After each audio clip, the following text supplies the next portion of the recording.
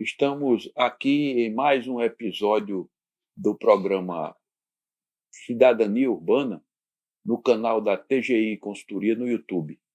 Hoje, no Dia Mundial Sem Carro, e com a satisfação de ter aqui conosco o ativista e praticante da mobilidade ativa, Jason Torres, que vai conversar conosco sobre a importância desse dia, sobre as questões ligadas à mobilidade ativa e ligadas também à velocidade praticada pelos veículos automotores nas cidades brasileiras. E também tratar sobre outros temas ligados à cidadania urbana. Então, Jason, bem-vindo ao nosso programa e queria dizer que é uma satisfação para nós tê-lo aqui hoje conversando sobre esse tema tão importante que é o Dia Mundial Sem Carro. Chico, para mim é um prazer enorme estar aqui com você e poder participar de um debate tão rico, necessário quanto esse. Dia Mundial Sem Carro, ele é não um dia contra o carro, mas é um dia para fazer pensar por que apenas o carro. As pessoas, de um modo geral, se acostumaram a se deslocar com carro, porque eu tinha carroça antigamente, há 150, 200 anos, inventaram o tal do carro, então as pessoas mais abastadas têm carro, eu vou querer ter um carro um dia também, não vou querer ter mais minha carroça, mas minha carroça me atende, por que eu vou chegar e ter um carro? E essa cultura ela foi sendo formada e continua até hoje. Tanto que quando a pessoa chega e diz, você está muito bem, você está com um carro tal, novo, é como se o carro fosse um grande patrimônio, uma vestimenta que diz, você está mais alinhado porque está com um carro novo. Você está com um carro velho? Foi o que aconteceu com fulaninho? Feito certa vez, disseram para um professor da Universidade Federal, uns alunos encontraram ele no ônibus e disse, professor, o senhor perdeu o emprego? Eu disse, por quê? O senhor está andando de ônibus. Ou seja, então é aquela coisa. É bom a gente ter pelo menos um dia dentro dos 365 dias, certo? Para ver se esse dia influencia os outros 364, para a gente poder pensar em como a gente se desloca e quando a gente precisa do carro. O carro é muito bom. Se eu quiser ir ali em Gravatar visitar uma pessoa, ir em Maceió, se eu quiser ir talvez no Janga, certo? Mas não preciso do carro para ir na farmácia da esquina. Eu não preciso do carro necessariamente para ir no trabalho que fica a 3, 4 quilômetros. Existem outras formas, né? Sim, a questão hoje de utilização do carro é, como você diz, também uma questão de status, né? Se você não tiver um carro novo, um carro bacana, um carro grande, né? Um carro potente, um carro... esses adjetivos e essas imagens ligadas ao carro, então é como se a pessoa não tivesse adequada aos tempos atuais ou estivesse passando alguma dificuldade, como você disse, no caso do professor. Então, eu lhe pergunto, Jason, a nossa, a nossa prática, a nossa cultura, principalmente no Brasil, é de muitos carros, dos deslocamentos serem feitos de forma motorizada, sim, mas mais do que motorizada, motorizada individual, ou seja, carro ou moto. Então, hoje, quem predomina na mobilidade das nossas cidades são os carros e as motos, inclusive motorizados, inclusive ocupando a maior parte do espaço viário. Então, eu lhe pergunto, as velocidades praticadas hoje no Brasil são adequadas? Chico, eu vou responder rápido, não. Rapidamente eu digo, não são adequadas. Pelo seguinte, quando se pensa na velocidade de um veículo, primeiro que o veículo ele é motorizado, então ele tem uma propulsão artificial, não é uma propulsão natural como uma propulsão de uma pessoa que tem as pernas ou de um cavalo que se desloca com as 4 pernas e assim vai. Então, essa propulsão artificial, ela é potencializada e vem sendo potencializada cada vez mais com a evolução tecnológica de motores, seja combustão, sejam elétricos, o que for. Então, quando você pensa numa velocidade de deslocamento, não vamos pensar num carro. O carro, hoje, a gente não está na realidade dos filmes de ficção que os carros se deslocam sozinhos. Já existem alguns modelos de autônomos em desenvolvimento, mas não temos. Em resumo, quando se fala em carro, se fala numa pessoa, que chama-se motorista. Então, o carro fez isso. Não. O motorista que estava conduzindo o carro tem todo digamos, um prefixo antes do tema carro, do texto carro. Então, quando se pensa na velocidade de um carro, é um motorista, é uma pessoa, um humano, que está se deslocando a tal velocidade. Se aquele humano estivesse se deslocando a pé, ele estaria algo aí entre 3 e 4 quilômetros por hora. Se ele tivesse com muita pressa, que está atrasado para chegar no trabalho, ou está precisando, digamos, comer rapidamente e voltar, ele vai a 5 quilômetros por hora. Eu estou falando de 3, 4 a 5 quilômetros por hora.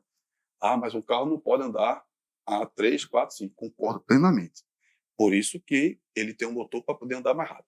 Se a pessoa tivesse bicicleta, ela ia se deslocar entre 9, 12, no máximo 15 por hora, certo?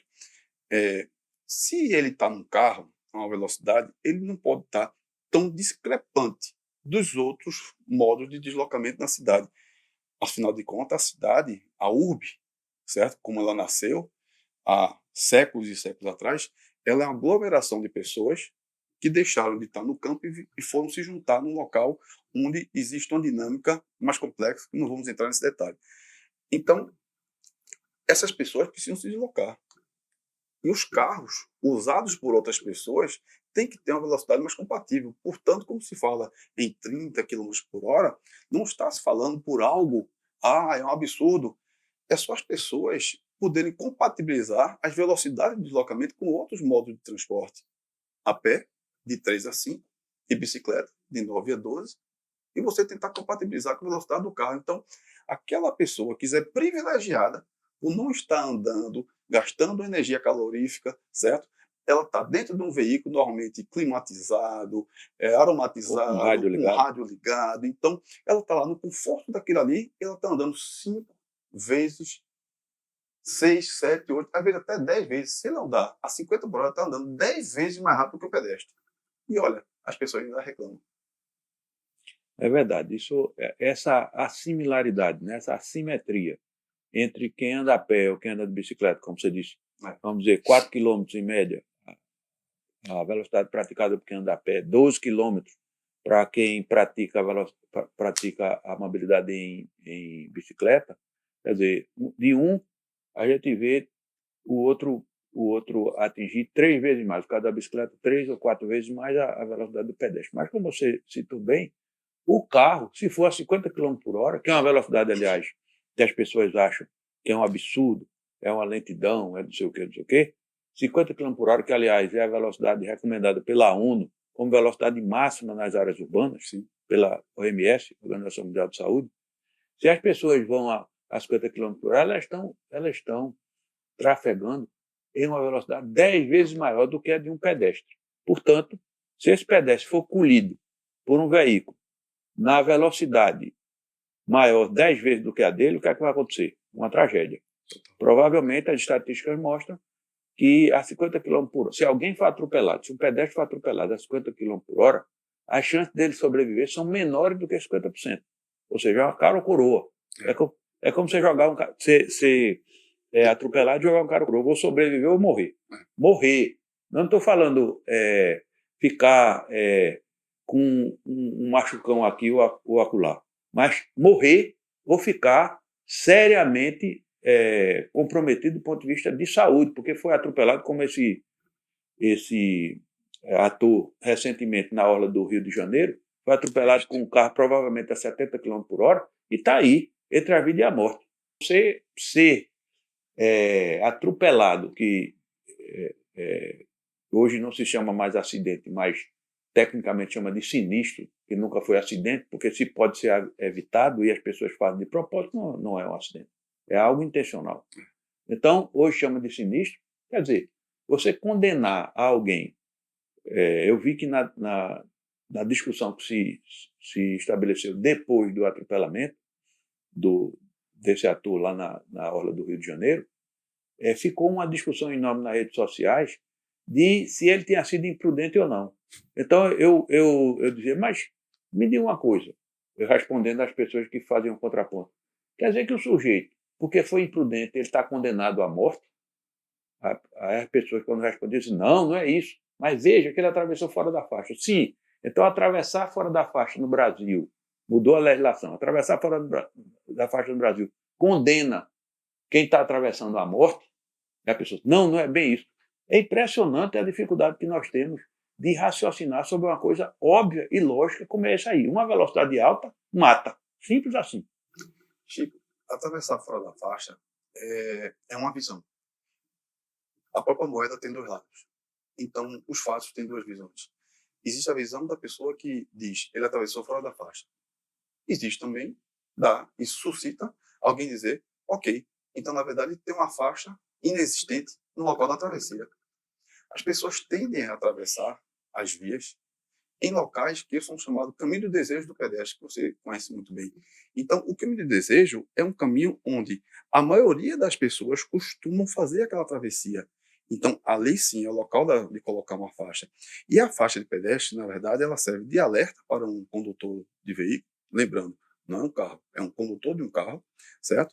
E também é um espaço onde, existindo um sinistro, certo?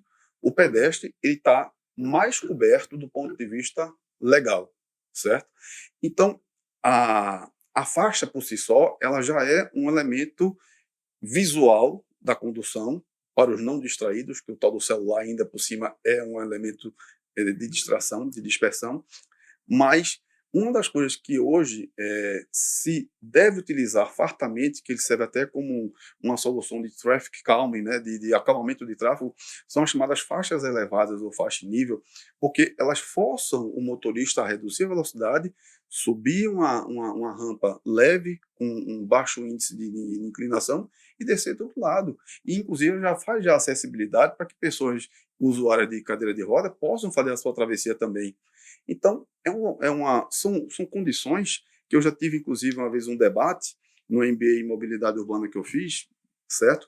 Onde uma facilitadora questionou, a facilitadora do curso questionou sobre esse tipo de solução de acalmamento de tráfego, alegando que se um motoqueiro em alta velocidade vier e passar por uma faixa elevada dessa, ele pode vir a decolar com a moto dele.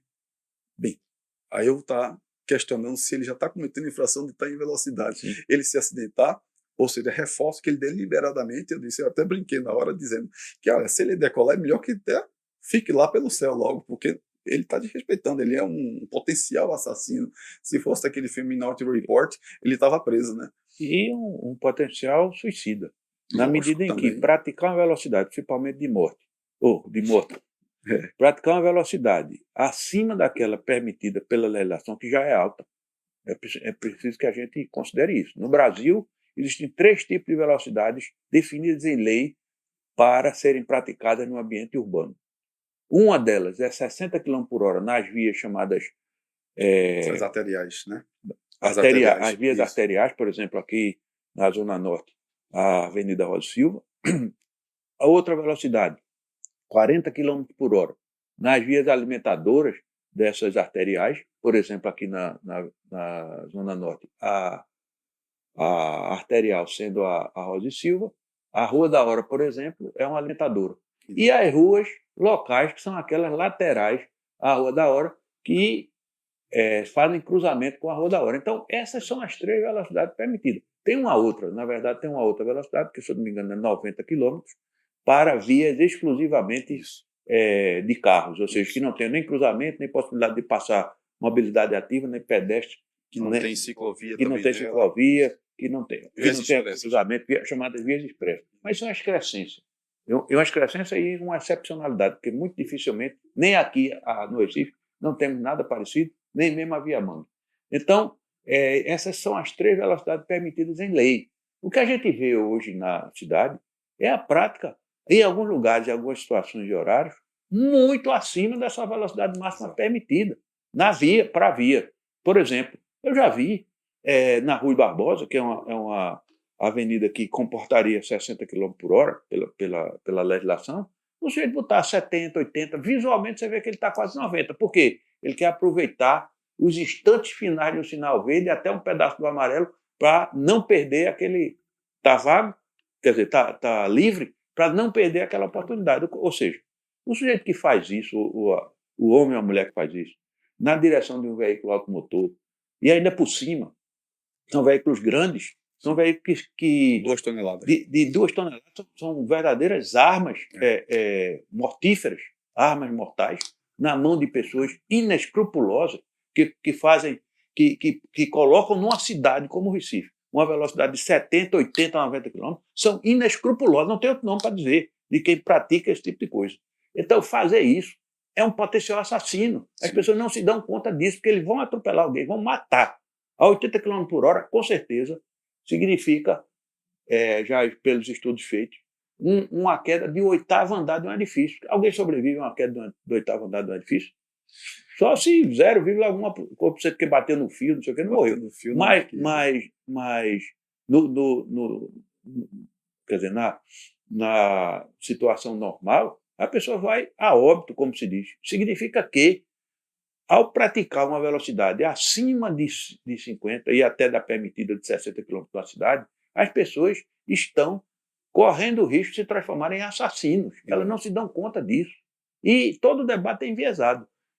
Veja, eu publico muito nas redes sociais, eu gosto muito de comentar e fazer publicações nas redes sociais. Essa da velocidade, que eu apoiava o prefeito do Rio, que fez uma postagem dizendo que ia mandar a CET Rio estudar aquela velocidade naquele local ali da orla para poder baixar. Eu comecei a ser contestado por todo tipo de, como essas coisas que eu disse e outras.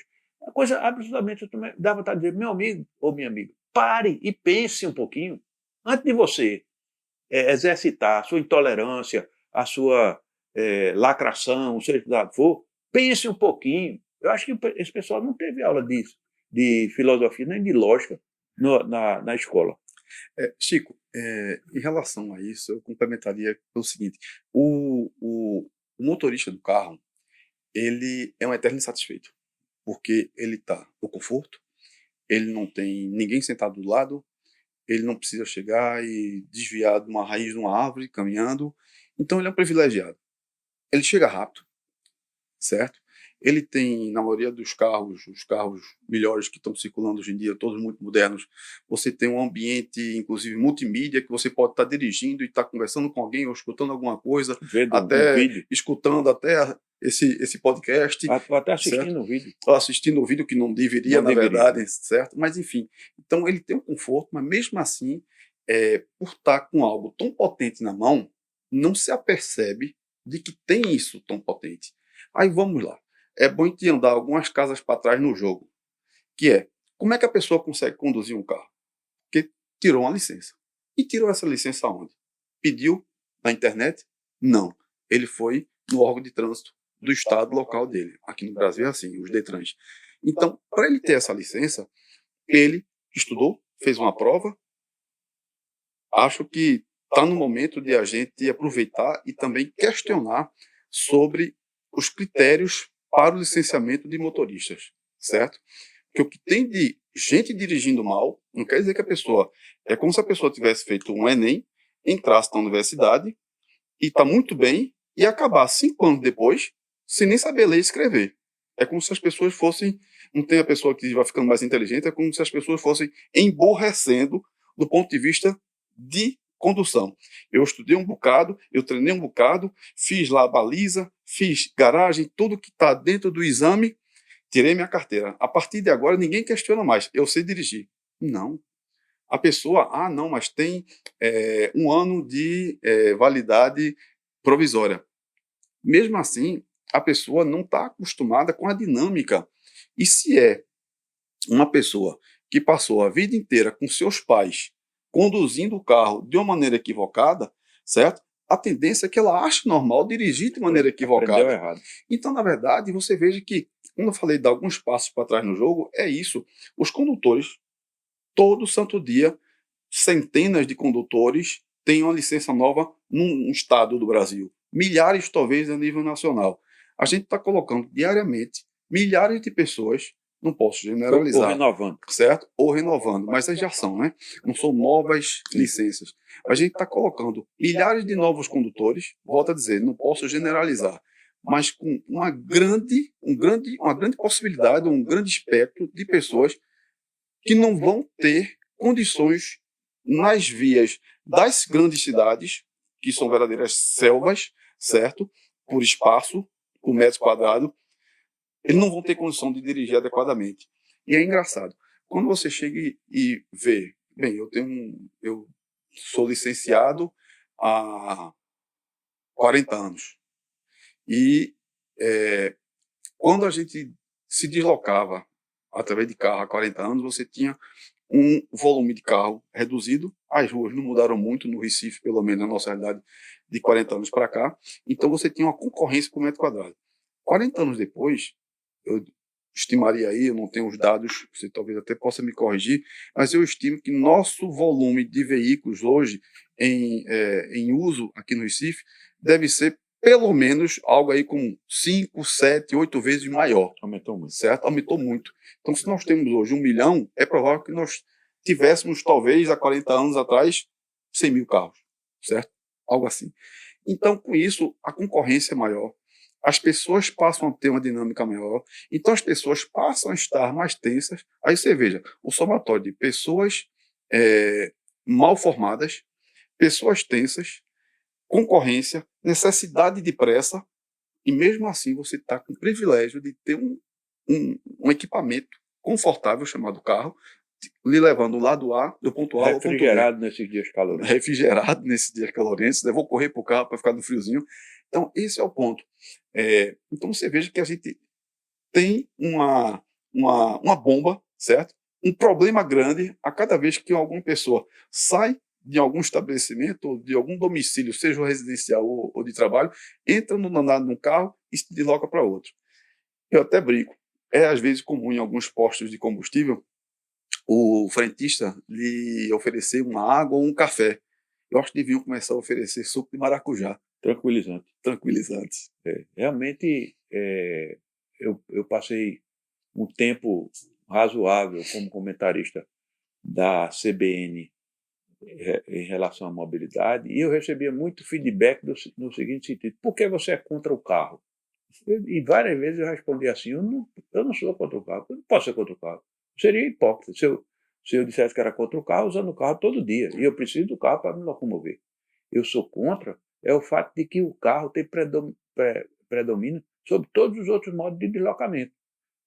Ocupa todo o espaço viário da via e ele, por cima, sobe na calçada. Eu sou contra isso.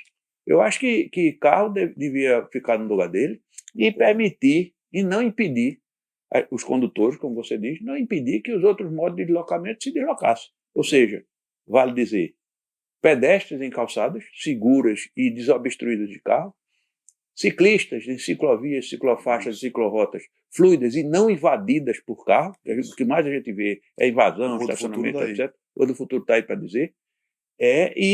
E transporte coletivo, que é por onde transita a maior parte da população, que se locomove diariamente, em faixas exclusivas para aquele transporte que leva uma quantidade enorme de gente, possa se locomover desimpedido do trânsito tradicional, porque os outros lá estão, como você diz, no ar-condicionado, ouvindo o seu rádio, talvez vendo o seu vídeo, e parados no trânsito, porque o espaço que ocupa um carro é desproporcional à quantidade de pessoas que levam, e em outro, uma faixa livre para que o transporte público possa se locomover com a celeridade máxima que for possível, porque, como você disse, nós estávamos conversando antes, dificilmente um ônibus passa de 35, 40 quilômetros, porque ele tem que parar lá na frente, ele não tem nem como desenvolver a velocidade toda. Então, no Brasil, de certa maneira, nós estamos invertendo as lógicas, ou seja, fazendo toda essa celeuma, porque o carro não pode perder velocidade, porque o carro não pode perder espaço, porque, infelizmente, vai ser o carro que vai perder, porque foi ele que como um gás, se expandiu de forma a ocupar praticamente todo o espaço viário. Então, para que os outros modos de deslocamento possam encontrar caminhos livres para poder transitar, eles vão ter que tirar do carro, infelizmente, como você citou no caso da Rua do Futuro. E essa questão, foi bom você tocar nessa questão do transporte público, porque ele é, do ponto de vista de equipamentos de deslocamento urbanos não naturais, no caso seria a pé, ele é o que deveria ser mais priorizado, certo? Até mesmo pela questão do volume de pessoas por metro quadrado de deslocamento. E, na verdade, as pessoas que hoje usam carro e não se permitem ou não querem usar o transporte público, alegam sempre que ele é desconfortável, ele é perigoso, ele não é regular, não tem pontualidade e frequência, regularidade, certo? E estão certas, principalmente numa cidade como Recife. Porém, essa mesma pessoa, se ela for para Nova York, ela vai andar metrô, certo? Não anda tanto de ônibus, que lá não tem tanto ônibus disponível, é mais metrô. Se for para Paris, vai andar de Se for para Paris, vai andar de metrô. Se for para Londres, vai andar de metrô. Se for para Tóquio, vai andar de metrô. Se for para Medellín, certo? Vai andar de buseta, que são aqueles ônibus pequenos, certo? Ou de metrô. Então, as pessoas elas vão para outros locais e experimentam os modos de transporte alternativos ao carro lá do outro lado. Ah, eu vou pegar um carro por aplicativo, vou pegar um táxi. Pode fazer isso aqui também. Então, as pessoas não usam transporte público. Então, vamos lá. Quem nasceu primeiro, o ovo ou a galinha? Essa é a questão. As pessoas não usam o transporte público porque ele não tem boa qualidade. Ou a qualidade dele não é tão boa porque não tem pessoas críticas que exerçam a crítica e digam, eu não quero assim. Por quê? Porque o transporte público sempre foi uma coisa associada a uma classe socioeconômica reduzida, menor, mas que está na base da pirâmide, que é um volume muito maior. Então, eu tenho mais gente precisando de um veículo e é o que menos prioridade tem. E eu tenho menos gente na ponta da pirâmide que tem muito mais veículo, que usa muito mais metros quadrados de via urbana do que quem mais precisa. Ou seja, então a gente tem aí uma inversão de valores, uma inversão distributiva também, porque eu estou distribuindo um espaço que é público, ele é meu, ele é seu, ele é da pessoa que está aqui nos vendo, mas ele é usado mais por pessoas privilegiadas que têm um carro e ainda se sentem satisfeitas com aquilo ali. Então, quando é que as pessoas vão estar satisfeitas? Quando tiverem veículos se deslocando em várias aerovias, feito nos filmes de Guerra nas Estrelas, entendeu? Esse é o ponto. Ah, mas a estrada tal, a rodovia ou a rua tal tem 3 faixas, precisamos botar uma quarta. A diferença que é pura matemática. Você tem o que é área? Largura versus altura, certo? Comprimento, largura versus comprimento em 2D. Então, o que é que você vai fazer? Ao invés de eu ter eu tenho 2 faixas, vou passar para 3. Se eu tenho 900 metros de engarrafamento com 2 faixas, é só pegar e vou botar 3, eu vou reduzir esse 900 para 600 metros. Basicamente, isso não vai engarrafado continuar do com o mesmo mesmo jeito. volume. Não vai mudar nada, certo? Ah, vai dar mais fluidez? Não. Vai só gastar o dinheiro do cidadão e da cidadã. Que, na verdade, tem que fazer é priorizar, sim, principalmente nas vias arteriais, todas. Priorizar a circulação de transporte público, melhorar a qualidade do transporte público e criar fortemente a comunicação. A comunicação hoje, as pessoas, inclusive, com essas redes sociais, mídias sociais, elas passam a consumir coisas que nem imaginavam que um dia na vida iam consumir, certo? É como de uma hora para outra o cara chega e dizer, eu vou começar a usar pulseira, por quê? Porque todo mundo está usando pulseira. A questão é essa. Então, por que as pessoas não podem começar a usar mais transporte público? Que, uma vez que venha melhorar, precisa ser fortemente comunicado que está melhor. Convidar, venha para o transporte público, certo? Quando a gente fala muito em fiscalização, a fiscalização ela não é onipresente. Ela não é um ser divino que ela está observando, o olho que tudo vê, de 1984. Então, a fiscalização ela acontece em locais pontuais, são locais críticos, mas em locais que não são críticos. Uma Avenida Rui Barbosa, onde a gente aqui na nossa cidade, infelizmente, parece que a partir de um certo horário a gente não tem praticamente nenhuma fiscalização. Houve um tempo que eu residi próximo à Avenida Rui Barbosa e toda quinta-feira, não sei porquê, mas toda quinta-feira, lá pelas 10, 11 horas até 1 da manhã, eram carros passando em alta velocidade, motos passando em alta velocidade. A Avenida Rui Barbosa ela vira a cada quinta-feira à noite um, eu acho que um espaço de racha, talvez, de alta velocidade. Teve uma vez até um doutor num carro de luxo que quase destruiu o ponto do show num desses acidentes. Então, é isso. As vias largas, aquele espaço, aqui também falando mais da Zona Norte, que é onde eu vivo mais, aquele espaço largo que tem na frente da Jaqueira, próximo ao Rio Caparibe, aquilo ali é um espaço extremamente convidativo para quem está num carro, principalmente ansioso, querendo chegar logo no local, mas esquece que a 200 metros depois tem um semáforo na esquina da... E aquelas 4 faixas elas se estreitam para 2. para duas lá na frente, tá? Então, a questão é, as pessoas não se apercebem que tá largo, eu posso correr, tá estreito, eu tenho que andar devagar. Então, faz o seguinte, estreito o tempo todo. Talvez uma solução seja estreitar o tempo todo. De certa forma, é o que está acontecendo na Agamenon Magalhães, quando diminuíram as faixas, mantiveram o número de faixas, mas diminuíram a largura para poder abrir espaço para a ciclovia. Então, eu penso que essa é uma tendência mundial, não é só daqui do Brasil, essa é a tendência mundial. E a gente ainda vai ter muito choro e ranger de dente, porque sempre o condutor se acha em prejuízo, porque foi retirado o espaço dele. Foi mesmo e vai ser mais. A notícia, a verdade é essa. Vai ser mais. Atrito lateral. Esse, tecnicamente falando, é o atrito lateral. Entendeu? Mas fulano está dando tão perto de mim. É isso. Vamos lá. Se a largura padrão das rodovias interestaduais, ela é de 100, estou falando as rodovias com sentido exclusivo, a exemplo do BR-232 que você vai para Caruaru. Cada uma você tem em torno de 3,5 metros de largura de faixa. Qual é o limite? 100 e 110. Então, se você tem 3,5 metros para circular 110 dentro das especificações do próprio DENIT e com segurança para um eventual deslocamento lateral, para um desvio de alguma coisa, e você não colidir com o carro do lado, então você tem um nível de atrito lateral reduzido. Por que você manter 3,5 metros numa cidade onde a lei determina, o Código de Trânsito determina que é 60 por hora, que não deveria ser menos 50, você manter os mesmos 3,5 metros? Ou seja, dá para o cara andar com as portas abertas, né? Ou seja, é a herança rodoviarista para dentro do espaço urbano. Exatamente. Isso é uma coisa que, infelizmente...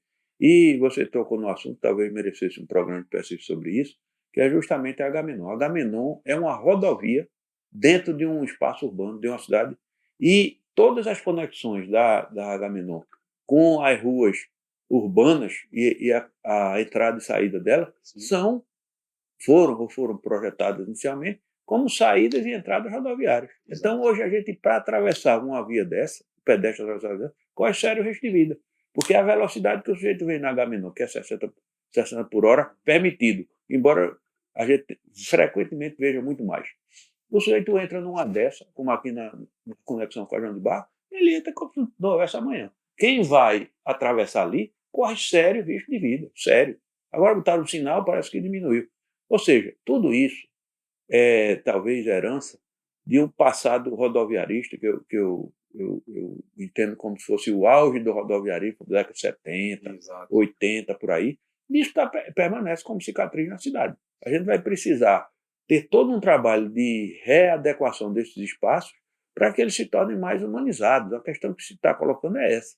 E, infelizmente, do ponto de vista, eu digo isso também como usuário do transporte individual ou motorizado do carro, vamos sofrer isso, porque o espaço vai diminuir para quem usa carro. Infelizmente, porque já que o espaço de vias dificilmente vai se ampliar e vai precisar que os outros modais tenham caminho livre dentro do espaço viário, o que é que significa? Que o espaço literalmente, o espaço para os veículos individuais motorizados, carros principalmente, vai ser reduzido. Eu estou raciocinando certo?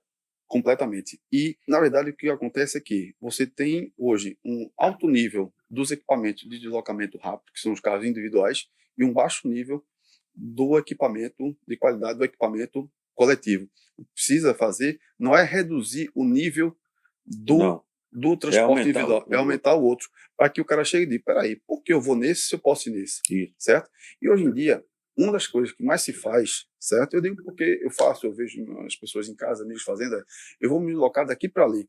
O que é que o pessoal faz? O pessoal pega o aplicativo, certo? E vê. Tem vários aplicativos, não vou aqui chegar agora a dizer qual é o melhor ou o pior, mas tem vários aplicativos que diz, eu quero ir para tal canto, certo? Aí já diz qual é a melhor rota. E já diz o tempo daquilo ali. Existem aplicativos que diz, se você for de carro é tanto, se for a pé é tanto, se for de bicicleta é tanto, se for de ônibus é tanto. Então você escolhe. Eu estava ontem no bairro do Recife, saí de uma reunião e eu vinha aqui para minha residência na Zona Norte. E eu olhei. Rapaz, o tempo que eu vou me deslocar de carro é o tempo que eu vou me deslocar de bicicleta? Não. Eu ia levar 27 minutos para chegar de carro. De bicicleta eu ia levar 26. Aí eu fui tentar tirar, mas eu tive uma dificuldade de sacar a bicicleta na estação, terminei que peguei um Uber, certo? Mas levei os 27 e eu ia levar 26. eu ia demorar, eu ia pedalar, ia me cansar. Não, é isso que tá. Eu ia cuidar da saúde, mas não pude fazer isso. E essa questão que você falou das rodovias urbanas que foram um tempo sendo incorporadas ao circuito de vias urbanas, elas, uma delas passa ali por cima do viaduto Capitão Temudo, certo? E que ele inicialmente ele tinha 2 faixas, depois ele foi alargado uns 20 anos depois de construído. E lá, ao final, tanto na ida como na volta, no sentido Agamenon-Boviário, Boviário-Agamenon, ele tem aquelas fiscalizações de velocidade a 60. Aí as pessoas passam a 60, aceleram a 120 e voltam para 60. Ou seja, qual é o sentido? Certo? Então, ali em cima você pode tudo. Você pode acelerar e fazer o que quiser. E se um pedestre correr der na telha dele a maluquice de tentar cruzar aquilo ali a pé, o risco de vida que ele corre é altíssimo. É altíssimo, altíssimo. Bicicleta também. Andar de bicicleta lá, que não tem nenhum tipo de Proteção. né? Andar de bicicleta ali é realmente um exercício, eu diria que quase que de esporte radical. Agora, uma coisa que eu vou chamar a atenção, às vezes, quando troco ideia com alguns colegas, que é: nós vivemos num país colonizado por uma cultura europeia, que as cidades europeias, da época da colonização, do descobrimento, ou seja, estou falando de 500 anos para cá, elas pouco mudaram nos seus centros urbanos históricos. As expansões, elas adensaram-se, mas as expansões mantiveram características semelhantes. Então, eles têm um formato de deslocamento, principalmente transporte público, diferente. Então, nós temos cidades colonizadas por europeus, com formatos, só vão Brasília, uma Curitiba, uma Goiânia, que tem um grau de planejamento melhor, um Belo Horizonte, mas outras cidades como Recife, que vai ser a primeira capital do Brasil a completar 500 anos, nós temos cidades com características europeias, um deslocamento, com vias estreitas de deslocamento, porém nós temos uma ocupação e formato de deslocamento americano, certo? Isso deve-se muito à época da década de 70, com a vinda de uma injeção de capital muito forte Na indústria automobilística e esse rodoviarismo. Tanto que a gente hoje não dispõe mais de trens, como dispõe toda a malha ferroviária foi sucateada. Foi sucateada, praticamente. E o reflexo é isso. Então, nós temos uma cidade no formato europeu, colonial, praticamente. O Recife não é muito diferente disso, certo? Porém, usada como se nós tivéssemos as highways americanas, certo? Onde nos Estados Unidos você mora naqueles condomínios, você sair da sua casa do condomínio para a casa do seu vizinho do outro lado do condomínio, você tem que ir de carro. Se você quiser comprar um pão na padaria, aí a padaria está a quilômetros. Exatamente. Então, na verdade, essa realidade, digamos, essa incompatibilidade da forma do deslocamento, principalmente da classe social, socioeconomicamente dominante, usuária potencial de carro, certo? Ela não é compatível com o que temos de cidade. Então, isso é uma das explicações basais de por que nós temos tantos engarrafamentos. Porque não tem espaço para todo mundo. Nunca teve. A cidade, aquela avenida ali, foi feita para passar carroça há 150 anos atrás. E hoje quer passar 3 mil carros de 2 4 toneladas. Hilux um do lado do outro. Exatamente. Ou seja, é uma cortina metálica com quase 10 toneladas. Bem, então a gente tem contratado aí um conflito, está instalado esse conflito, e ainda vamos ter muitos episódios do desdobramento e do desenrolar desse conflito para ser resolvido, pelo menos ser equacionado. Então a gente vai enfrentar, e eu acho que você, como representante da mobilidade ativa, eu digo que somos colegas da mobilidade ativa, porque Jason é militante da mobilidade cicloviária, eu me considero militante da mobilidade a pé, então somos irmãos aqui na mobilidade ativa. A gente vai ter que enfrentar muita discussão e muito debate, e o que é positivo, porque na sociedade democrática a gente só avança fazendo debate civilizado. Debate civilizado, onde os pontos de vista são colocados, onde os pontos de vista são debatidos, contrapostos, mas tudo dentro do caminho civilizado do debate democrático. Não somos contra o carro, de forma alguma. Nós somos 120% a favor do uso racional do carro, do uso racional das calçadas, do uso racional das ciclovias, ciclofaixas, ciclorotas pelos ciclistas, do uso racional do transporte público. A gente precisa, a gente precisa ter forma de deslocamento de acordo com a necessidade. Se eu preciso ir na farmácia que fica na esquina, eu vou a pé. Se eu preciso ir no mercadinho que fica a 5 quadras, eu posso ir de bicicleta, se por acaso tiver uma sacola mais pesada. Se for só para comprar uma sacolinha pequena, eu vou a pé, certo? Ah, não, mas vou fazer uma feira de mês que vou trazer 8 sacolas. Aí não tem condição. Não tem nada do carro. Ou então, ou de Uber, ou então arrumar um reboquezinho para colocar na bicicleta, porque eu já vi algumas pessoas usando, seja para levar mantimento, seja para levar criança ou até cachorro, entendeu? Então, aquela coisa, é desmitificar o carro como sendo a única forma. Não é a única forma. O carro é uma das formas. E eu colocaria que, na escala, ele deveria estar no final da fila. Pois é. Eu gostaria de agradecer muito a Jason pelo esse conhecimento que ele traz aqui para o nosso debate. Dizer que não podia ter convidado melhor no Dia Mundial Sem Carro do que Jason, para ele poder explanar o conhecimento que ele tem. Inclusive, faz isso de forma, digamos assim, mais serena do que eu, porque talvez o ciclista ele já esteja mais acostumado com o desaforo do trânsito, então ele já foi mais, digamos, abrandado o seu ímpeto. Eu ainda, como militante da mobilidade a pé, eu ainda levo umas trancadas grandes de carro e alguns desaforos que aí me deixam um pouco mais nervoso. Mas, no essencial, é que a gente debata o que é o objetivo deste canal, o objetivo do canal da TGI, o objetivo deste programa e especial desse episódio, é justamente colocar pontos de vistas que são importantes, são pontos de vista que são diferentes de outros e devem ser contrapostos, discutidos, e o debate avança. É assim que nós devemos proceder numa sociedade democrática, repito. Então, agradeço mais uma vez e queria dizer que acho que essa não é, com certeza, a única oportunidade que a gente vai ter para poder discutir esse assunto. Você ainda vai voltar a convite outras vezes para que a gente possa aprofundar isso que eu diria que as pessoas hoje chamam de mudança de mentalidades. Precisamos mudar o mindset, como se diz por aí.